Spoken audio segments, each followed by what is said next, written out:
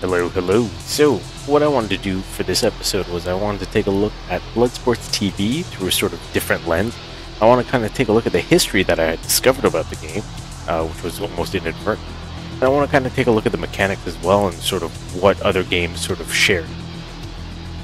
In the beginning, there was Fatshark Games, who created War of the Roses, Lead and Gold, Gangs of the West, and a game which is particularly interesting called Crater. So, Crater was actually created back in 2012 by our friend at Fatshark Games. And the thing that's different about Crater than Bloodsports is that Crater is a strategy action-oriented RPG in that you traverse through the game, build a party, complete quests, kill monsters, and whatnot. So essentially a lot of the stuff that's found in Crater, such as the mythos and like the lore, and actually a lot of the characters are actually found in Bloodsports TV. Which finally brings us to the game that this video is about. Now, I had done an earlier Let's Play of this, but that was essentially a sort of fresh and naked look at the game, and I did not do any previous research. I just jumped straight into it, and that was the view that you got in that video. But I actually came back with a bit more sort of gameplay time under my belt, as well as some more research that I had done. Now, to start off, Bloodsports actually has 4 classes that it allows you to choose from, all of which are actually taken from Crater. The first class is your basic damage dealer, which is called the Slayer. They're pretty much melee. Then you have the tanks, which are exactly what it sounds like. And then you have what they call regulators, who are pretty much ranged damage dealers, or sort of mages if you want. And then last but not least, you have the healers, who pretty much save your asses from dying. As you can see, there's 2 characters per class, and then underneath them are unlockable costumes. And to unlock them, all you gotta do is keep playing as those characters. I think I failed to mention this before, but Bloodsports TV is actually a PvE MOBA. So as opposed to games like League of Legends or Defense of the Ancients, you're facing off against waves of AI-controlled opponents as opposed to human-controlled opponents. The next group of outlaws come for the missile silos.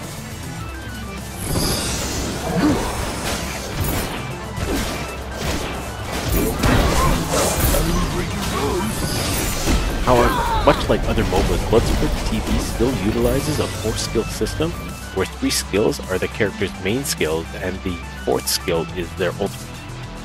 Another recurring mechanic is the ability to port back to base, fully heal up, as well as the ability to shop and buy items. One of the coolest features of this game is simply the fact that people can join your game in progress, no matter where you're at in terms of weight. Don't quote me on this, but I think you're given the average level that the current players are, as well as sort of the passive gold income that you would have received if you were, let's say, AFK. I think another great feature of this game is that enemies have sort of predictive area as to where they're going to attack when they use an ability. With that being said, although this is a PvE game, you can choose the difficulty and bosses will actually scale with that difficulty. And along with the sort of predictive attack feature, fights start turning more into sort of World of Warcraft raid scenario. So far, I've really enjoyed my time with Bloodsports TV and I highly recommend it to anyone that's into the MOBA sort of genre. I think Fatshark has a great game on their hands, and if they continue to support it, they should become very successful. I'd like to see some maybe different things in the future, like maybe more maps or even some more characters. But the idea of a PvE MOBA has been very fun so far. I'm kind of hoping that this whole co-op sort of MOBA, co-op PvE MOBA genre kind of picks up, and that some other people follow suit, because I've been having a ton of fun. Anyways, I hope you guys enjoyed my review. I hope to release more videos like this in the future, where we just sort of discuss games and do a kind of an in-depth look into it. But for now, that's all I have. Thank you guys for watching. Take care.